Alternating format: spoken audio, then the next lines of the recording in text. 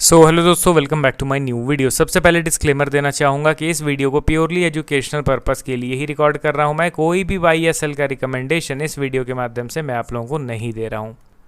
And एक reminder भी देना चाहूँगा कि एक पेड टेलीग्राम ग्रुप मैंने ओपन किया है, जिसमें आप 3999 रुपीज़ का वन टाइम पेमेंट करके लाइफ टाइम का सब्सक्रिप्शन ले सकते हो।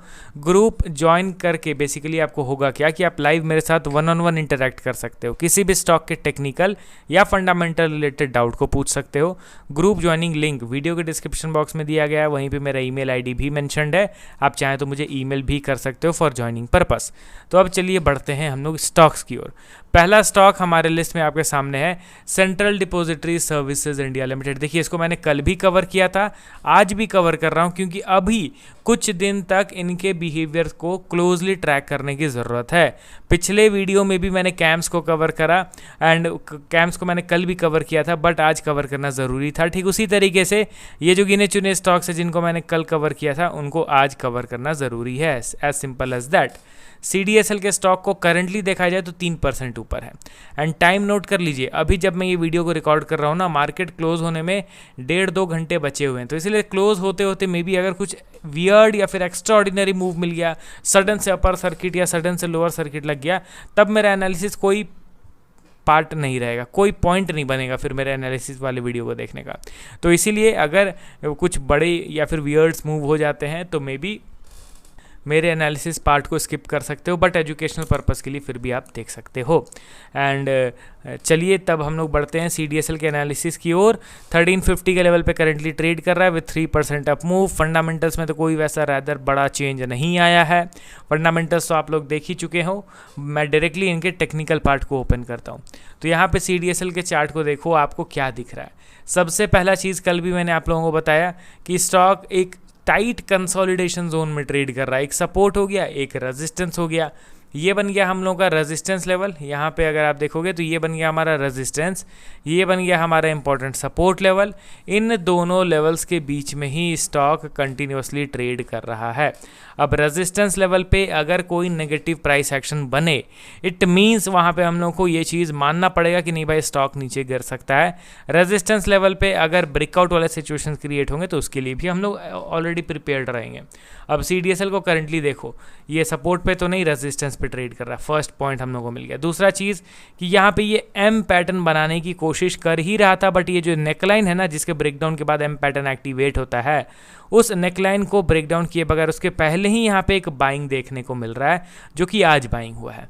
तो नेकलाइन अभी भी इंटैक्ट है। It means negative price action resistance level पे जो हम लोग सोच रहे थे कि बनने वाला है, वो अभी तक बना नहीं है। इसीलिए ये वीडियो मैं अपलोड कर रहा हूँ, क्योंकि कल के दिन मैंने CDSL के डाउनफॉल को देखते हुए, कल CDSL गिरा था अप्रॉक्स 3.5%, तो उस समय मैंने कल वीडियो एक अपलोड कर दिया कि नहीं भाई, यहाँ पे M पैटर्न बन रहा है, थोड़ा सा अलर्ट रहना है। रेजिस्टेंस पे इस तरीके का नेगेटिव प्राइस एक्शन बन रहा है तो गिरने के चांसेस आर प्रीटी हाई।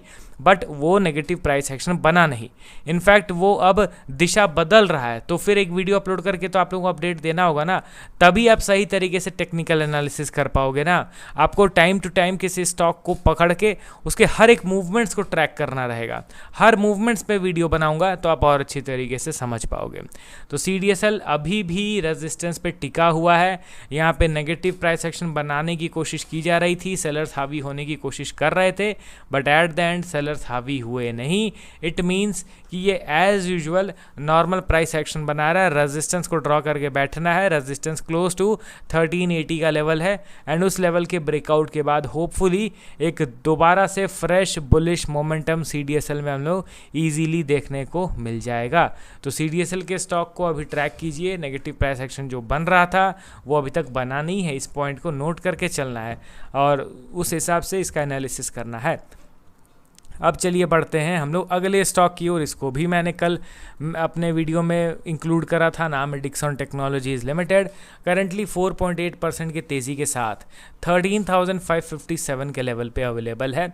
अब इसके वैल्यूएशन के ग्राफ को एक बार आप देखिए दोस्तों।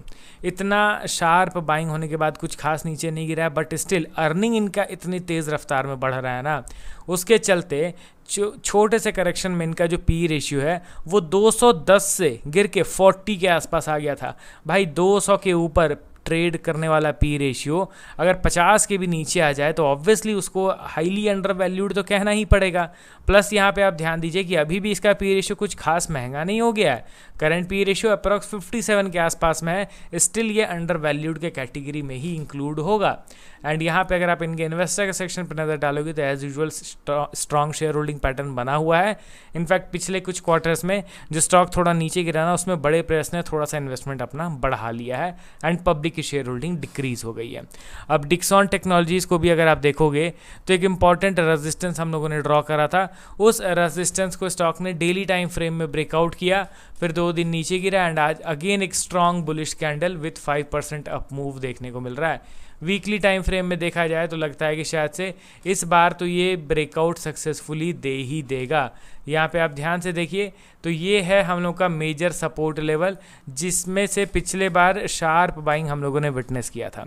अब उसी सपोर्ट लेवल को ये नीचे ब्रेक डाउन कर चुका है, इट मीन्स ऑब्वियसली अब ये बन जाएगा हम लोग के लिए रेजिस्टेंस लेवल एंड इस रेजिस्टेंस लेवल को आफ्टर मल्टीपल मंथ्स कंसोलिडेशन ये ब्रेकआउट देने की तैयारी कर रहा है।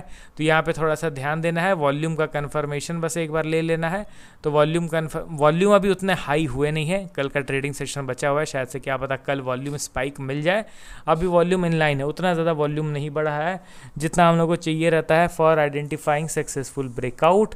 तो इस चीज़ पे ध्यान देना है, कल का दिन डिसाइड कर लेगा कि डिक्सॉन टेक्नोलॉजीज फाइनली ब्रेकआउट देके बेरिश ट्रेंड से नाता छोड़ के अब ऊपर बढ़ने वाला है या फिर नहीं। ठीक है, अब लास्ट स्टॉक हमारे लिस्ट में आपके सामने है केन्स टेक्नोलॉजी लिमिटेड।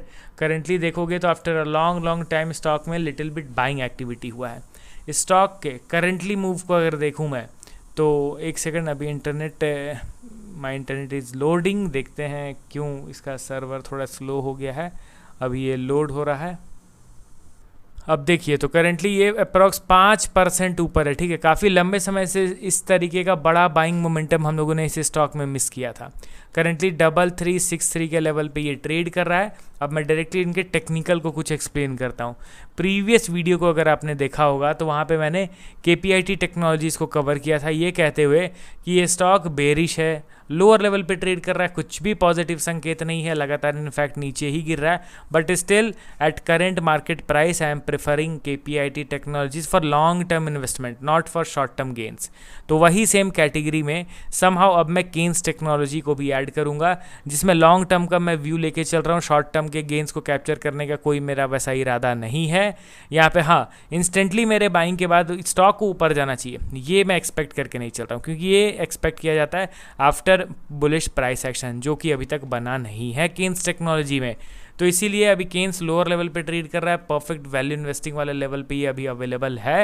एंड यहाँ पे एज सच कुछ वैसा बुलिश प्राइस एक्शन नहीं बना है जिस बेसिस पे आप ये कह सको कि आप यहाँ पे बाई कर रहे हो, विद इन फ्यू डेज आपको डिसेंट प्रॉफिट ये देने लग गया। नहीं, वैसा उम्मीद लेके आएंगे तो हमारी गलती है, क्योंकि ये एक ऑलरेडी नेगेटिव पैटर्न पे ट्रेड कर रहा है, तो यहाँ पे मैं फिर इंस्टेंटली बुलिश मूव क्यों एक्सपेक्ट करके चलूँ। ठीक है, तो केन्स टेक्नोलॉजी में जो मेरा पर्सनल ओपिनियन था वो मैंने आप लोगों को शेयर कर दिया।